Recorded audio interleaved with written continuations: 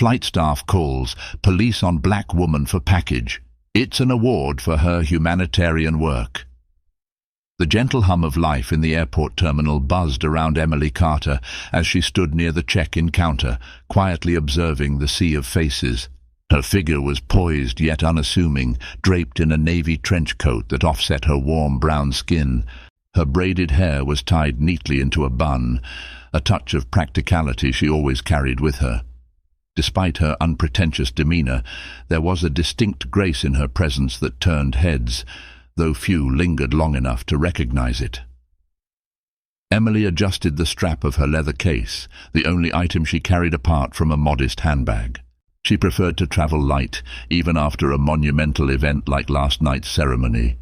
The weight of the gold plaque within the case felt heavier than it truly was an award for a decade of tireless work, bringing aid to conflict zones and advocating for marginalized communities.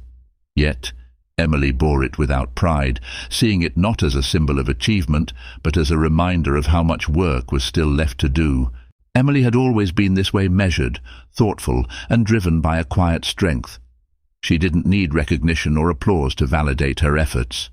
It was the faces of children she had helped, the hope rekindled in the eyes of forgotten communities, that motivated her. These moments lived within her, far outweighing the golden accolades that others seemed to revere. Her modesty, however, often rendered her invisible to those who only valued loud displays of wealth and power. Today was no different. The bustling airport staff moved with the hurried indifference of routine, glancing past Emily as if she were just another passenger. And Emily, as she always did, let them. There was no need to demand attention or special treatment. As Emily moved toward the first-class check-in, memories of her journey replayed in her mind. Born in a small southern town, she had been raised by parents who worked tirelessly to ensure she never felt limited by their modest means. Her father, a school teacher, taught her the value of education, while her mother's quiet sacrifices instilled in her a deep empathy for others. She thought of the countless missions she had embarked on, from the dusty plains of drought-stricken villages to makeshift shelters in war zones. Each place had etched itself into her heart, shaping her into the woman she was today. Strong, resilient, and unshaken by the smallness of prejudice she sometimes encountered. But today that prejudice would come sharper and louder than she expected. As Emily approached the counter, she noticed the flight attendant, Anna, stealing a glance at her with a look that was hard to miss, a mix of curiosity and quiet judgment. Emily was no stranger to such looks. She'd encountered them countless times, especially when traveling first class. The unspoken question, does she really belong here? Emily maintained her composure, her calm demeanor a practiced armor against the subtle cuts of such encounters. She slid her boarding pass across the counter with a polite smile. "Good afternoon," she said softly, her voice steady yet warm. Anna took the boarding pass, her fingers lingering for a moment longer than necessary. She glanced up at Emily, then at the leather case slung over her shoulder. A flicker of something, doubt, suspicion, crossed her face. Emily caught it, but said nothing. "Are you traveling alone today?" Anna's tone was light, but her eyes were searching, prying. "Yes," Emily replied, her answer simple and unyielding. She could sense the judgment creeping into the air between them, but she wouldn't let it touch her. Standing there, Emily was the picture of composure, her posture straight but not rigid, her eyes calm but not cold. Inside, she felt a twinge of exhaustion, not from the travel, but from the constant necessity of proving herself in spaces where her presence was questioned. She had learned long ago to channel that exhaustion into resolve. Today would be no different. As Anna typed on her keyboard, Emily adjusted the strap of her case once more. She thought of the award within a testament to years of sacrifice and perseverance.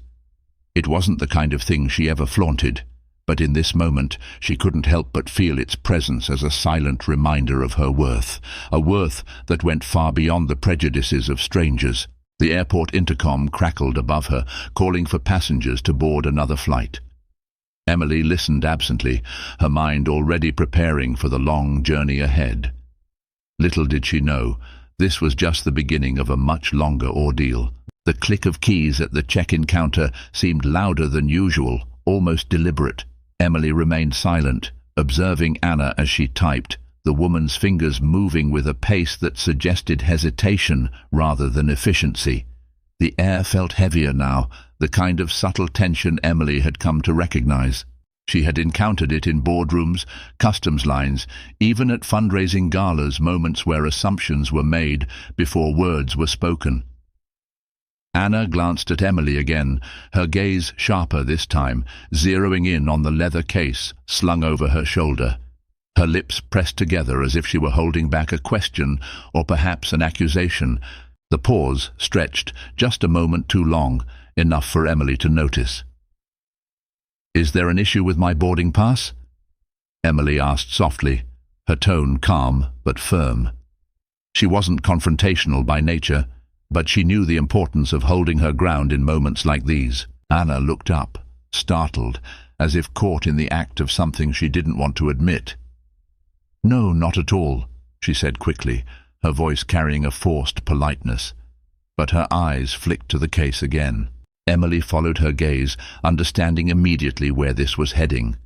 She had experienced enough of these moments to recognize the signs, the suspicious looks, the hesitant behavior, the unspoken yet palpable question of whether she belonged. Anna cleared her throat, shifting her weight from one foot to the other. "What's in the case?" she asked, her tone casual, almost conversational, but with an edge that betrayed her true intent. Emily raised an eyebrow, surprised by the abruptness of the question. "Just some personal items," she replied evenly. She kept her voice steady, refusing to give Anna the satisfaction of seeing her discomfort. Anna tilted her head, feigning curiosity. "Personal items. It looks important. Is it a work document or something valuable?" Emily's grip on the strap of her case tightened slightly. She wasn't one to flaunt her accomplishments, and explaining the significance of the award felt unnecessary. "It's nothing to worry about," she said simply. But Anna wasn't satisfied. Her eyes narrowed, and the forced smile on her lips faded. "You'll need to open it," she said, her voice firmer now, with a hint of authority. Emily blinked, her calm exterior unshaken, but her patience wearing thin. "Excuse me?" "It's protocol," Anna replied quickly, her words rehearsed but not convincing. "We're required to inspect anything that looks unusual." Emily's chest tightened at the word unusual. She glanced around the counter, noticing that no other passengers were being subjected to this level of scrutiny. A man in a business suit had just checked in without so much as a second glance from the staff. She turned her attention back to Anna, her gaze steady. "Are you implying that my belongings are suspicious?" Anna straightened, clearly uncomfortable with the accusation. No, of course not. I'm just doing my job." Her voice was defensive now, and she avoided meeting Emily's eyes. The moments dragged on, each second amplifying the unease between them. Passengers in the nearby line began to notice the interaction, their curious glances adding to the weight of the situation. Emily took a slow breath, willing herself to remain composed. She had learned long ago that anger, however justified, could be weaponized against her in situations like this. "I don't see anyone else being asked to open their belongings," she said, her voice steady but pointed. Anna flinched, her discomfort evident. "I'm not targeting you, Ma'am," she said quickly, but the words rang hollow. "It's just standard procedure." Emily's lips tightened. She wanted to believe it was a misunderstanding, that Anna's behavior wasn't rooted in prejudice, but the patterns were too familiar to ignore. "If it's standard procedure," she said calmly, "then I assume you'll be asking everyone else to open their bags as well." Anna hesitated, her confidence faltering under Emily's steady gaze. She glanced around, as if searching for backup, before leaning closer to the microphone on her counter. "Security to gate 14, she said softly, her voice low enough that most passengers couldn't hear. But Emily caught every word, and the weight of the situation sank in. She straightened, her posture firm but not defensive. "You're calling security over a leather case?" she asked, her voice calm but sharp enough to cut through the tension. Anna's cheeks flushed, but she didn't back down. "It's just a precaution," she said quickly. "You understand, don't you? We have to ensure the safety of everyone here." Emily met her gaze, her expression unreadable. "Safety," she repeated, her voice quiet, yet resonant. She didn't need to say more. The weight of her tone said everything. The murmurs in the terminal grew louder as passengers began to pay closer attention. A mother pulled her child closer, whispering something Emily couldn't hear. A man with a newspaper lowered it, his eyes narrowing as he watched the scene unfold. Emily remained still, her heart pounding but her exterior calm. She had learned to carry herself with grace in moments like this, to project strength even when her patience was being tested. As the sound of approaching footsteps echoed behind her, Emily turned slightly, her gaze meeting the uniformed security officers making their way toward the counter. The real conflict was about to begin. The low thud of approaching boots against the polished airport floor sent ripples of tension through the terminal. Emily stood her ground, her posture unyielding yet unthreatening, as the security officers neared the check-in counter. The curious murmur of passengers around her grew louder, a faint buzz of unease spreading through the air. Anna, emboldened by the arrival of reinforcements, straightened her shoulders and gestured toward Emily with a clipped wave. "Right here," she said, her voice adopting a tone of authority that seemed exaggerated, even unnecessary. Emily's eyes flicked to the officers, two men, each clad in dark uniforms with badges glinting under the harsh airport lights. Their faces were impassive, practiced in neutrality, but Emily could feel the weight of their scrutiny as their gazes landed on her. The taller of the two officers, a man with a stern jaw and a closely cropped haircut, stepped forward. "Ma'am, we were called to address a potential security concern. Can you explain the situation?" Emily tilted her head slightly, her expression calm but firm. "Perhaps Anna," she gestured subtly toward the flight attendant, "can explain why my belongings are suddenly a matter of security." Anna bristled at the subtle jab, her cheeks coloring slightly. "I was following protocol," she said, addressing the officer but glancing briefly at Emily. "The case she's carrying seemed unusual. I thought it was better to err on the side of caution." The officer nodded slowly, his gaze shifting to the leather case at Emily's side. "Is this the item in question?"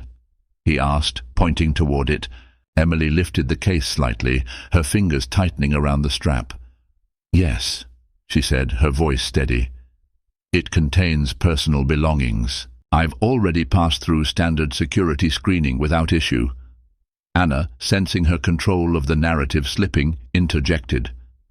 "She refused to open it when I asked," she said quickly. "I was just trying to ensure the safety of everyone here." Emily's lips tightened. She turned her gaze to Anna, her voice calm but sharp. "I didn't refuse. I said it wasn't necessary. There's a difference." The officer raised a hand, signaling for calm. "Ma'am," he said to Emily, "we'd like to inspect the contents of the case, just to clear up any misunderstanding. This will only take a moment." Emily's heart sank slightly, though she didn't let it show. She knew the game all too well, the subtle power plays, the veneer of politeness masking an assumption of guilt. But she also knew the importance of maintaining composure. "Under what grounds?" she asked, her tone measured. "I've complied with every security procedure, and I've done nothing to warrant this additional scrutiny." The officer hesitated, clearly caught between protocol and the growing unease of the watching crowd. Anna, however, stepped in, her voice growing sharper. "You're making this more difficult than it needs to be," she said, her frustration evident. "If you have nothing to hide, why not just cooperate?" Emily's gaze snapped to Anna, her composure briefly giving way to a flicker of irritation. "Cooperation doesn't mean tolerating baseless accusations," she said, her voice firm but still controlled. "I've done nothing wrong, and you know it." The crowd's murmurs grew louder, a few passengers exchanging knowing glances. A woman nearby whispered to her companion, her tone dripping with disapproval. "This is so unnecessary," she said, loud enough for Anna to hear. Anna's cheeks flushed, and she glared briefly at the woman before turning back to Emily.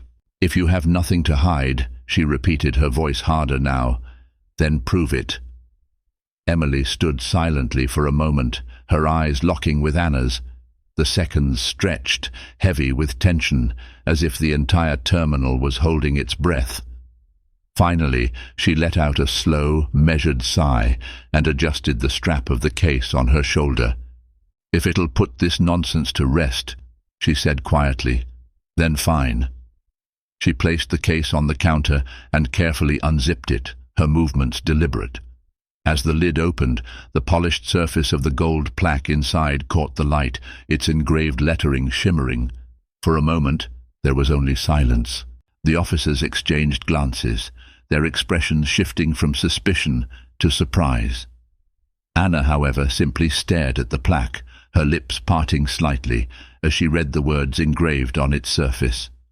Humanitarian of the Year, United Nations. Emily reached into the case and lifted the plaque, holding it up for everyone to see. "This," she said, her voice calm but tinged with a quiet defiance, "is what you deemed suspicious." The murmurs in the crowd turned into audible gasps and whispers. A man in a business suit shook his head, muttering, "Unbelievable." Anna's face turned scarlet, her bravado crumbling under the weight of her mistake. She opened her mouth to speak, but no words came out. Her hands fidgeted nervously at her sides, her composure unraveling with each passing second. The taller officer cleared his throat, clearly uncomfortable. "Ma'am, I think there's been a misunderstanding," he said, his tone conciliatory. Emily turned to him, her gaze steady. "A misunderstanding," she repeated, her voice low but resonant. "Is that what we're calling it?" The tension in the air shifted. Passengers who had been silent observers began to voice their opinions more openly. "She's a humanitarian, for God's sake," someone muttered. "This is what happens when you make assumptions," another said, casting a pointed look at Anna. The whispers grew louder, a ripple of discontent spreading through the terminal. Anna looked around, her discomfort palpable. Emily, still holding the plaque, met Anna's gaze one last time. "You didn't ask about my case because it looked unusual," she said quietly but firmly. "You asked because I did." Anna opened her mouth to protest, but the words died on her lips. The officers shifted uncomfortably, clearly unsure of how to proceed. The weight of the crowd's judgment pressed down on all of them, and for the first time, Anna seemed to realize the full extent of her actions. The tension hung in the air like an invisible storm, thick and unrelenting.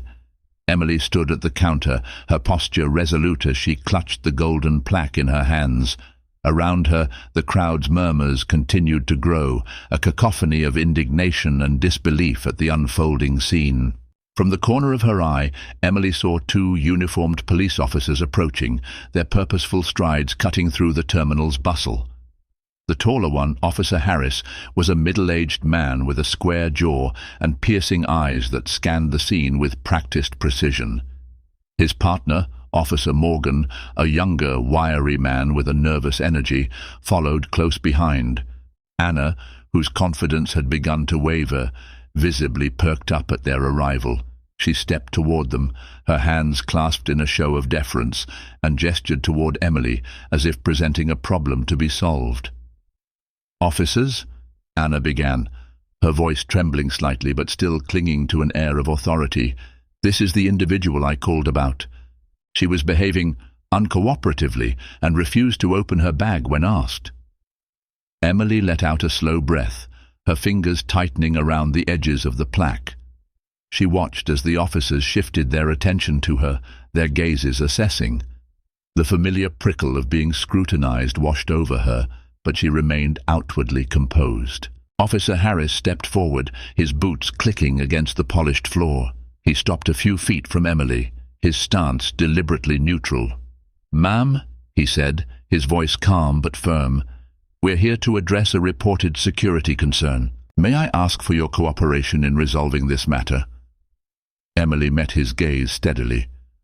I've already complied, she said, her voice measured. She lifted the plaque slightly, letting its golden surface catch the light. This is what your colleague found suspicious enough to warrant your presence. Harris's eyes flicked to the plaque, and a faint crease appeared on his forehead. He leaned forward slightly, reading the engraved words.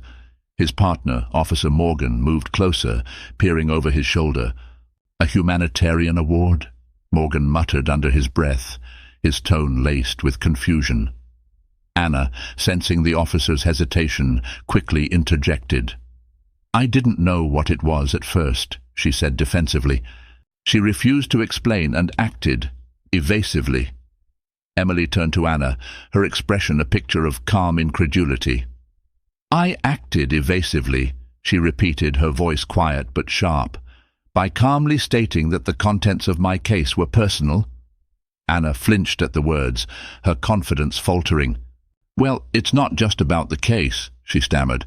Her behavior. It seemed suspicious. Harris straightened, his expression unreadable as he turned back to Emily. Ma'am, he began carefully, while we're obligated to investigate all reported concerns, it does appear that there's been some misunderstanding here. Emily raised an eyebrow, her calm exterior unshaken. A misunderstanding, she echoed, her voice laced with quiet defiance. That seems to be the word of the day. Morgan shifted uncomfortably, glancing between Harris and Anna. Maybe we should, he began, but Harris cut him off with a subtle gesture.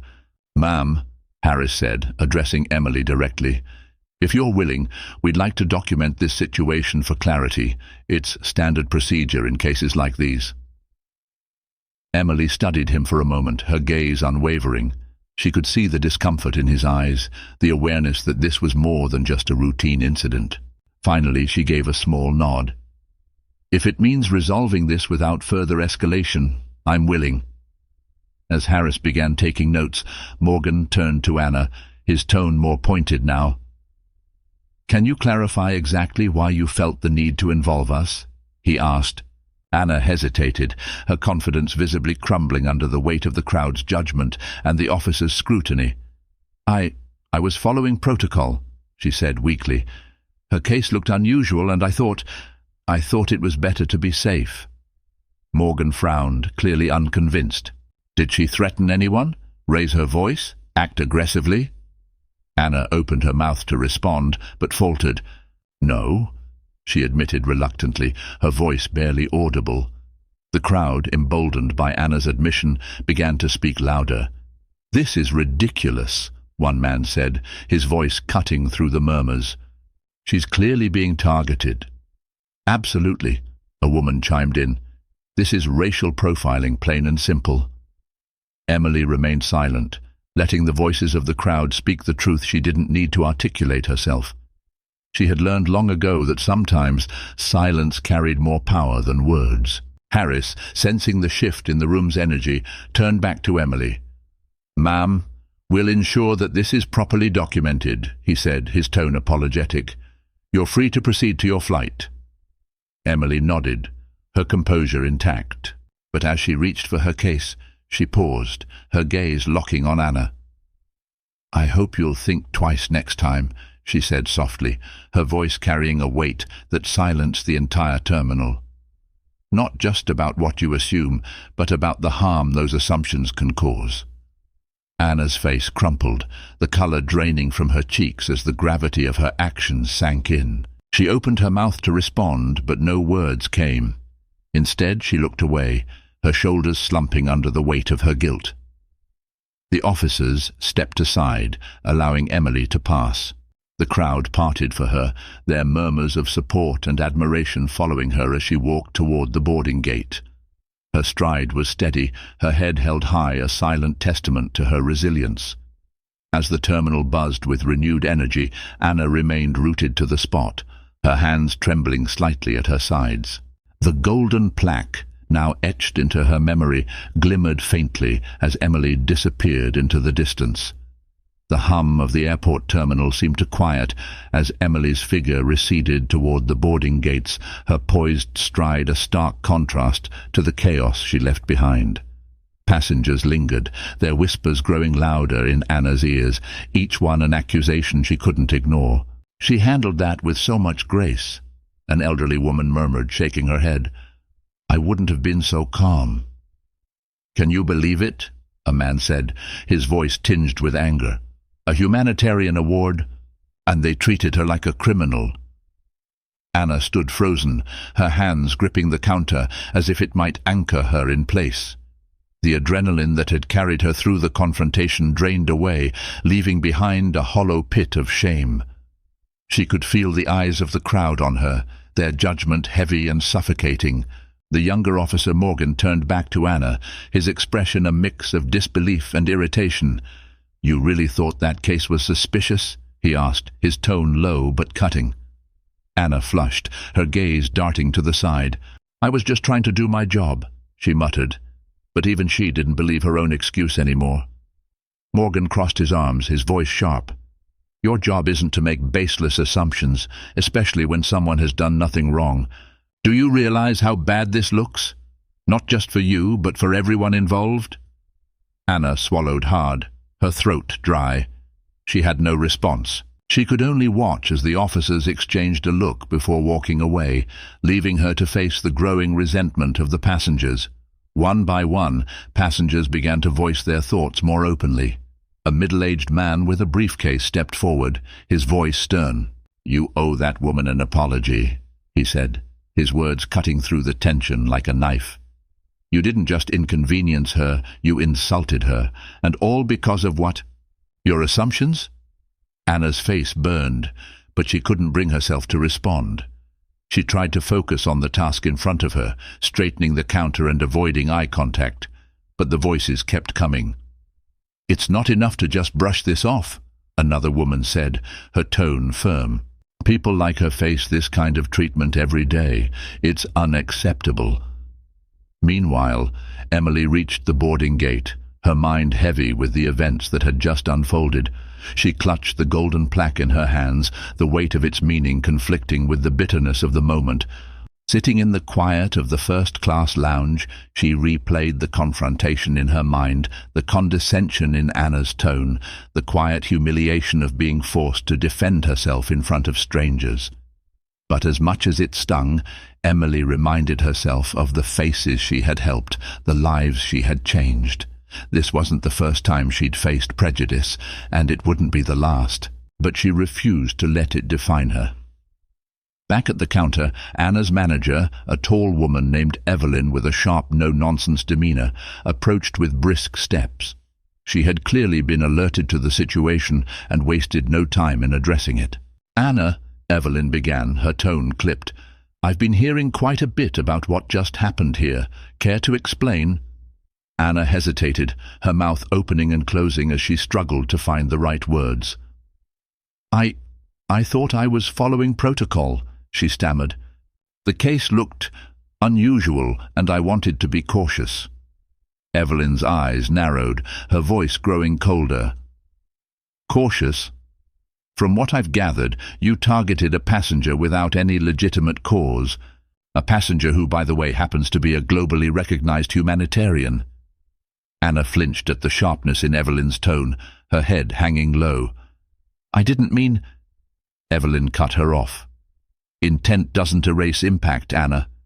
What you did reflects poorly on you, this team, and the entire airline, and now I have to clean up the mess you've made." The passengers who had witnessed the confrontation began to gather around Evelyn, their voices demanding accountability. "She owes that woman an apology," one man said, his face flushed with anger. Evelyn raised a hand to calm the crowd, though her expression was tense. "I understand your frustration, and I assure you this matter will be handled appropriately. The airline does not tolerate discrimination in any form." But the passengers weren't satisfied with platitudes. "An apology isn't enough," a woman said. "You need to ensure this never happens again." Evelyn nodded, her jaw tight. "We will be conducting a full review of our policies and providing additional training to our staff. But for now, I will personally ensure that the passenger involved is contacted and offered our sincerest apologies." As Emily sat in the lounge, sipping a glass of water to steady her nerves, Evelyn approached, her expression a mixture of embarrassment and determination. She carried a sleek envelope in her hands, bearing the airline's logo. "Ms. Carter," Evelyn began, her voice measured, "I'd like to personally apologize for the treatment you received earlier. It was unacceptable, and I assure you, steps are being taken to address it." Emily looked up, her expression unreadable. She studied Evelyn for a moment before nodding. "I appreciate your apology," she said, her tone calm but distant. "But words alone won't change what happened." Evelyn's lips tightened, and she extended the envelope. "As a gesture of goodwill, the airline would like to offer you complimentary flights for the next year. We hope this can, in some small way, make up for the inconvenience." Emily took the envelope but didn't open it. Instead, she placed it on the table beside her. "Thank you," she said simply, though her tone carried little warmth. As Evelyn left, Emily leaned back in her seat, the envelope untouched. She didn't need free flights or empty promises. What she wanted was something far more meaningful, a shift in how people like Anna viewed the world, a world where judgments weren't made based on skin color or assumptions. The boarding announcement broke through her thoughts, and she rose, her golden plaque tucked securely under her arm. The journey ahead was long, but Emily had always been willing to go the distance for what mattered most. The terminal quieted as Emily boarded her flight, the events at the counter now a murmur receding behind her. But the aftermath of the confrontation rippled outward, igniting a storm within the airline's corporate offices. Miles away, in a sleek glass building overlooking the city, a video of the incident landed in the inbox of Richard Hawthorne, the airline's CEO.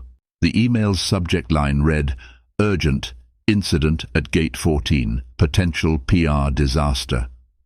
Richard, a composed man in his late 50s with sharp grey eyes and a reputation for decisiveness, clicked the attachment. As the footage played, his expression darkened, his jaw tightening with every second. The video, captured by a passenger's phone, clearly showed the humiliation Emily had endured and the unjust escalation that followed. Richard leaned back in his chair, exhaling sharply.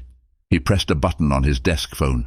"Get Evelyn from the terminal and Alan from legal in my office immediately," he said, his voice clipped. Minutes later, Evelyn entered, her face pale. Alan, a middle-aged lawyer with a meticulous demeanor, followed closely behind, clutching a leather portfolio. Both took seats across from Richard, their nervous energy palpable. "Have either of you seen this?" Richard asked, gesturing to his laptop where the video played on loop. Evelyn nodded, her lips pressing into a thin line. "I was there," she admitted. "I've already spoken to the passenger involved and offered an apology." Richard's gaze sharpened. "An apology," he repeated, his tone icy. "Evelyn, do you think a few kind words and a complimentary flight voucher are enough to fix this?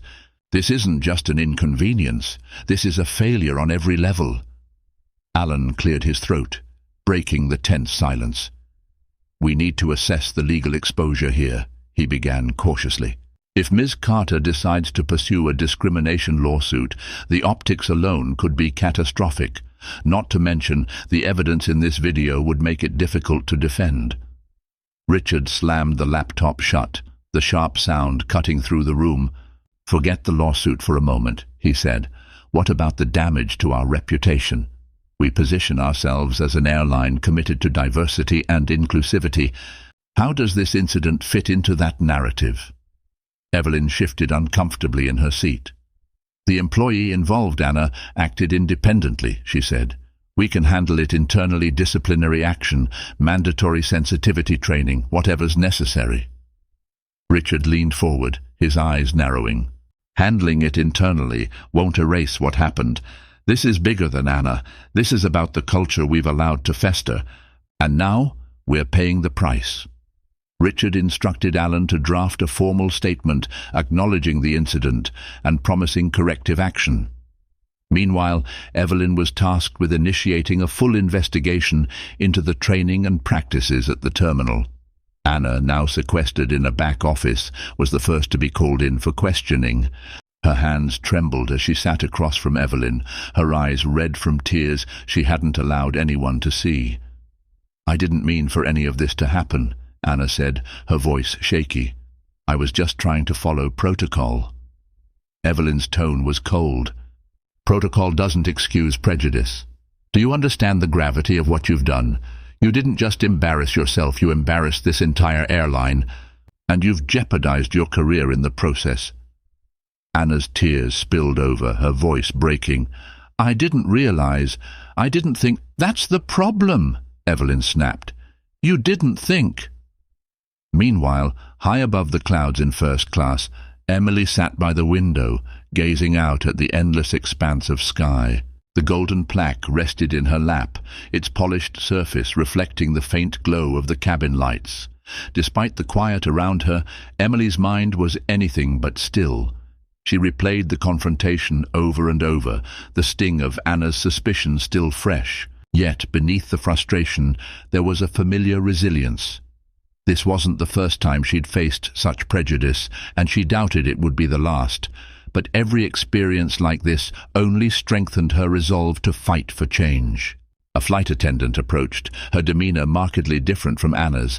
She spoke softly, her tone respectful. "Miss Carter, can I get you anything? A drink? Something to eat?" Emily looked up, offering a polite smile. "Just water, please," she said.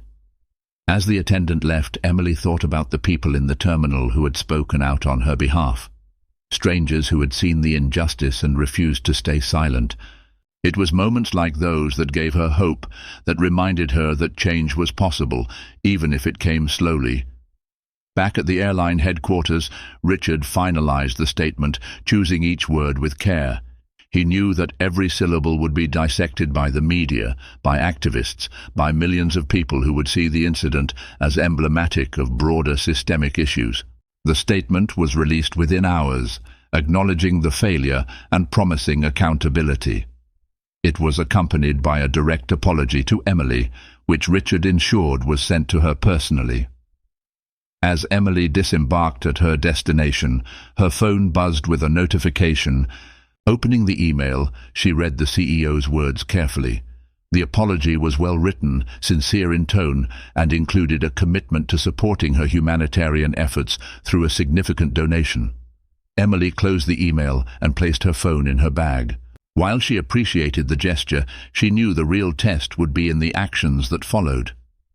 Promises of change were easy to make, but harder to keep. As she stepped into the terminal, greeted by the warmth of her destination, Emily resolved to use this experience not as a source of anger, but as fuel for her mission. The plaque in her hand wasn't just a symbol of her achievements, it was a reminder of the work still left to do. The warm air of the tropical city wrapped around Emily like a comforting embrace as she exited the terminal. The bustling energy of the streets was a stark contrast to the tension she had left behind at the airport. Taxis honked as they navigated the chaotic traffic, and street vendors called out to passing travelers, their voices blending into the vibrant symphony of city life. Emily pulled her scarf closer around her shoulders, the fabric a soft barrier against the lingering weight of the day's events. She hailed a taxi, her movements practiced and deliberate. Despite her calm demeanor, her mind churned with thoughts of what had happened.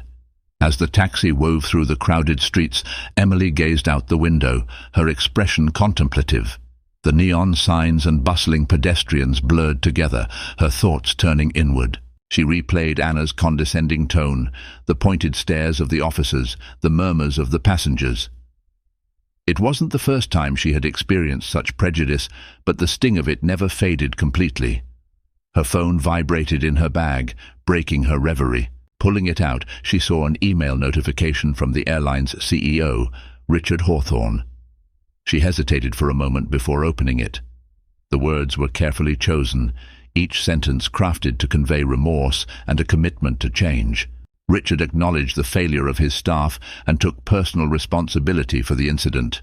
He offered not only a formal apology, but also a promise, a donation to her humanitarian organization, and an invitation to collaborate on diversity training for the airline's employees.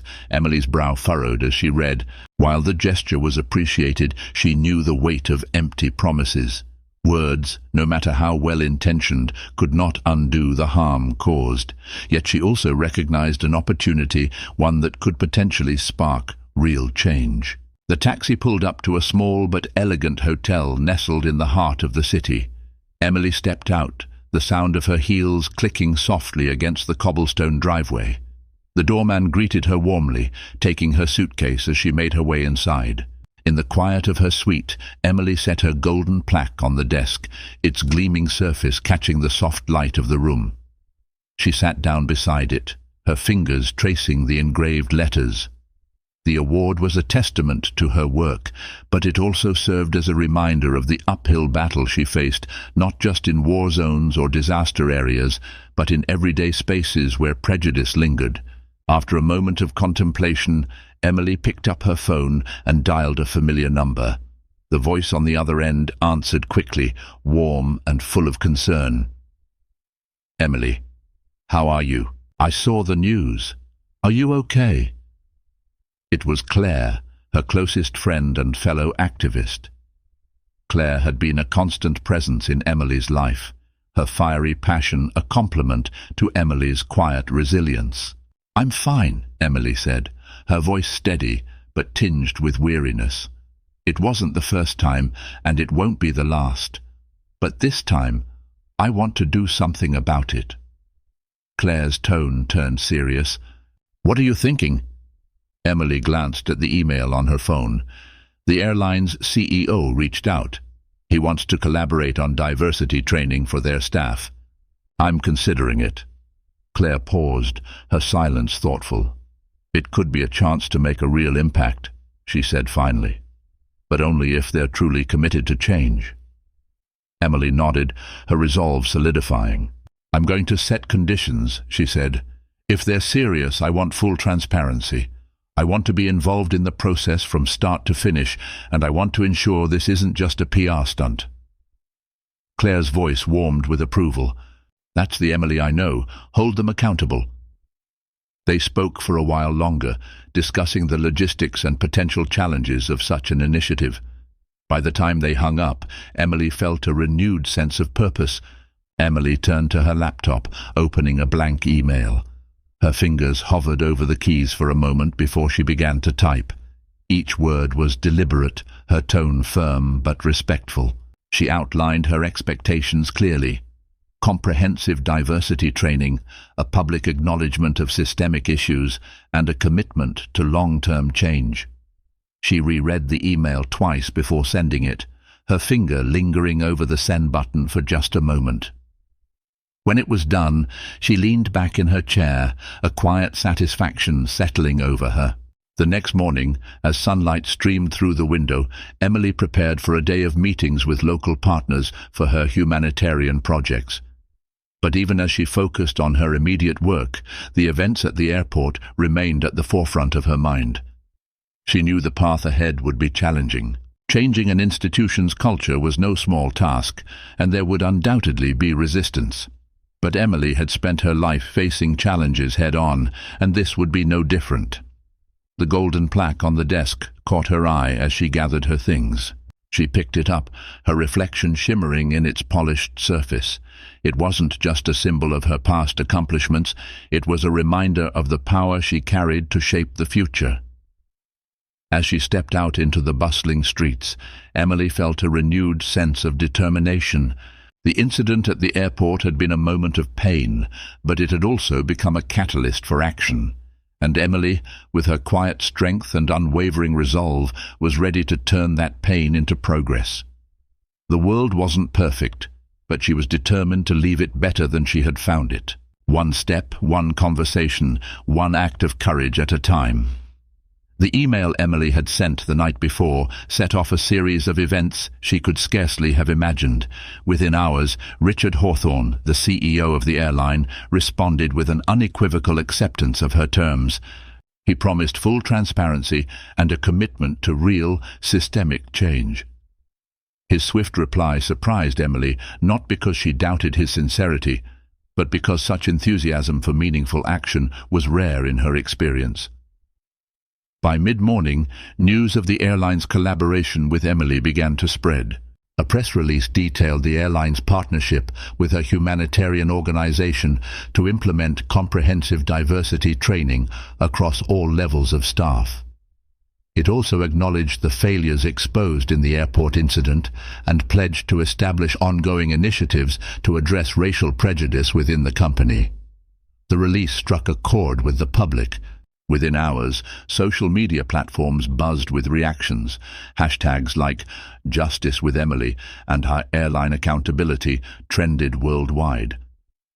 Emily sat in her hotel room, scrolling through the posts. Some were encouraging. Finally, a company taking real steps toward accountability. Proud of Emily for turning something painful into progress. This is how you lead, by using your voice and your platform for change. Thank you, Emily. Others were skeptical. Let's see how long this commitment lasts. Corporations always talk big after they get caught. Hope this isn't just another PR stunt. Actions speak louder than press releases. Emily understood both sentiments. Trust couldn't be rebuilt with promises alone. It had to be earned through consistent, tangible action. 2 days later, Emily agreed to a televised interview with a respected journalist, Diane Reynolds. Sitting in a minimalist studio, Emily wore a soft grey blouse, her demeanour calm yet purposeful. Across from her, Diane leaned forward, her eyes sharp with curiosity. "Emily," Diane began, "you've chosen to work with the very company responsible for the incident that sparked this controversy. Many people admire your decision, but some question it. Why did you agree to collaborate instead of taking legal action or walking away entirely?" Emily took a moment before responding, her voice steady. "Because I believe in the power of change. Legal action might have punished a few individuals, but it wouldn't have addressed the root cause of what happened. By collaborating with the airline, I have the opportunity to influence a system that affects millions of people. This isn't just about me, it's about creating a future where no one has to endure what I did." Diane nodded, her expression thoughtful.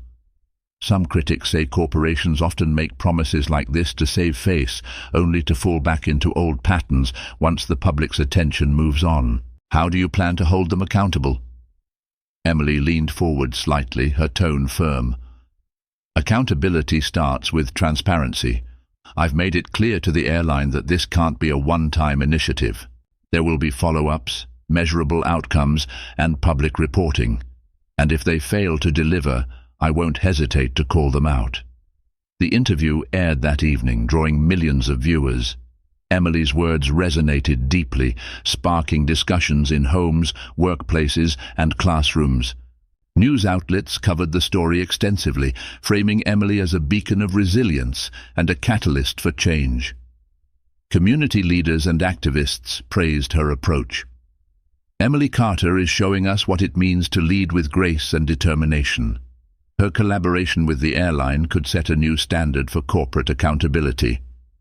This is a blueprint for how we can address systemic issues by working within the system to dismantle it from the inside. However, not all reactions were positive. Some accused Emily of being too forgiving. This airline doesn't deserve a second chance. They humiliated her, and now they get to look like heroes because of her goodwill. Emily read these criticisms with an open heart, understanding the pain and anger behind them. But she remained resolute in her belief that meaningful change required patience and persistence. A week later, Richard Hawthorne called Emily directly. His tone was earnest, almost reverent. "Emily, I wanted to thank you personally for your willingness to work with us. The response has been overwhelming, not just from the public, but from our employees. Many of them are deeply invested in making this right." Emily appreciated his words, but responded cautiously. "It's a start, Richard, but the real work is ahead of us. Commitments like these are easy to make when the spotlight is on. The challenge will be maintaining momentum once it fades. Richard hesitated before replying. You're right. That's why I want to propose something more long-term, a permanent advisory role for you within the company. Someone to keep us accountable and ensure this work continues. Emily considered the offer, recognizing the potential it held. Let me think about it, she said finally. I want to be sure that my involvement adds value, not just symbolism. That evening, as Emily reflected on the whirlwind of events, she received an email from a woman named Monica, a passenger who had witnessed the incident at the airport. The email was heartfelt and raw. Dear Miss Carter, I was there that day, watching everything unfold. I wanted to say something, but I hesitated. I regret that now. I've thought a lot about what happened, and it's changed the way I see the world. I've started speaking up more, even in small ways, because of you. Thank you for showing us what courage and grace look like. Emily read the email twice, her chest tightening with emotion. It wasn't just about the system she hoped to change, it was about the people she could inspire along the way. As the night deepened, Emily sat by her hotel window, the city lights flickering in the distance. The golden plaque rested on the table beside her, a silent reminder of both her achievements and the challenges that remained. The road ahead would be long and uncertain, but Emily was no stranger to difficult journeys. With every step, she carried the quiet strength that had brought her this far, and the unwavering belief that even the smallest actions could spark monumental change. The days turned into weeks, and the airline's collaboration with Emily became a focal point of public conversation. What began as a response to a single incident had evolved into a broader reckoning, a commitment not just to rectify the mistakes of the past, but to reshape the future. For Emily, the journey was both exhausting and fulfilling. She traveled frequently, meeting with the airline's leadership team, speaking to employees at every level, and working with experts to develop a comprehensive diversity and inclusion program. Each step was a reminder of the uphill battle she had chosen to fight, but it was also a testament to the power of perseverance. One morning, Emily found herself back at the airport where it had all begun. The terminal looked the same: bright lights, polished floors, the constant hum of movement. But to Emily, it felt different. She was here at the airline's request to observe the first session of their new diversity training program. Employees, from flight attendants to senior executives, gathered in a spacious conference room. A facilitator, an expert Emily had personally recommended, led the session with empathy and precision. As Emily watched, she noticed Anna sitting near the back. Her posture was tense, her hands clasped tightly in her lap. Emily hadn't seen Anna since the day of the incident, but now she observed her quietly, noting the mix of discomfort and determination on her face. During a break in the session, Anna approached Emily hesitantly. Her steps were slow, her expression uncertain. When she finally stood before Emily, she spoke in a voice barely above a whisper. "Miss Carter," she began, her eyes downcast, "I just wanted to say, I'm sorry, truly sorry. I was wrong, and I know that now. I let my biases cloud my judgment, and I hurt you in ways I can't take back." Emily studied Anna for a moment, her expression unreadable. Then she nodded, her voice calm. "Acknowledging it is the first step," she said. "What matters now is what you do moving forward." Anna's eyes filled with tears, but she nodded. "I'm trying," she said. "I'll keep trying." Later that day, Emily joined Richard Hawthorne and other executives at a press conference to announce the airline's new initiatives. The room was filled with journalists, their cameras and microphones trained on the stage. Richard began with a heartfelt statement, acknowledging the airline's failures and outlining their plans for change. When it was Emily's turn to speak, she stepped forward, her presence commanding yet gentle. "This isn't about one incident or one company," she said, her voice resonating in the room. "It's about recognizing the ways in which bias, both overt and subtle, shapes our world. Change doesn't happen overnight, and it doesn't happen without effort. But I believe in the power of collective action. Together, we can build a future where dignity and respect are not privileges, but rights." Her words were met with applause, but Emily remained composed. She wasn't here for accolades, she was here for impact. That evening, back in her hotel room, Emily called Claire. The familiar warmth of her friend's voice was a welcome reprieve after the long day. "You were amazing today," Claire said. "I saw the press conference. The way you spoke, it's like you were born for this." Emily chuckled softly. "I'm not sure I was born for it, but I've learned to step up when it matters." Claire's tone grew serious. "Do you ever think about what's next, after all of this?"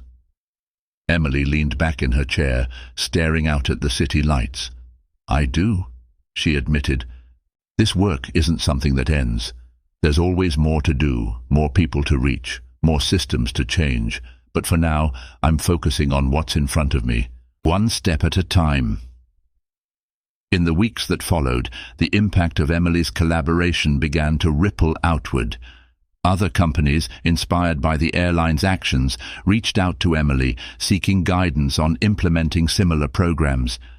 Advocacy groups praised her work, calling it a blueprint for corporate accountability. But the greatest impact came from the people who felt seen and heard because of her efforts. Letters and emails poured in stories of individuals who had experienced prejudice but now felt empowered to speak up. Each message reminded Emily of why she had chosen this path, even when it was difficult. One evening, Emily returned home to her modest but welcoming apartment. She placed her travel bags by the door and walked into her living room, where the golden plaque rested on a shelf. She picked it up, her fingers tracing the engraved letters. For a moment, she let herself feel the weight of everything, the pain, the triumphs, the work still ahead. Then she placed the plaque back on the shelf, a faint smile touching her lips. This wasn't the end of the journey. It was merely a chapter, a moment of progress in a much larger story. And Emily, with her quiet strength and unwavering resolve, was ready to keep writing that story, one step at a time. As the world continued to turn, Emily's name became synonymous with resilience and justice. Her work reminded people that change was possible, even in the face of entrenched systems. And though she never sought the spotlight, her light continued to shine, illuminating the path for others to follow. Emily's story reminds us that even in the face of injustice, one person's courage can ignite meaningful change. Her determination turned a painful experience into a powerful movement, proving that accountability and compassion can reshape systems that once seemed unchangeable. If this story inspired you, don't forget to subscribe to the channel and turn on notifications for more powerful tales of resilience and justice. Let's continue sharing stories that make a difference together.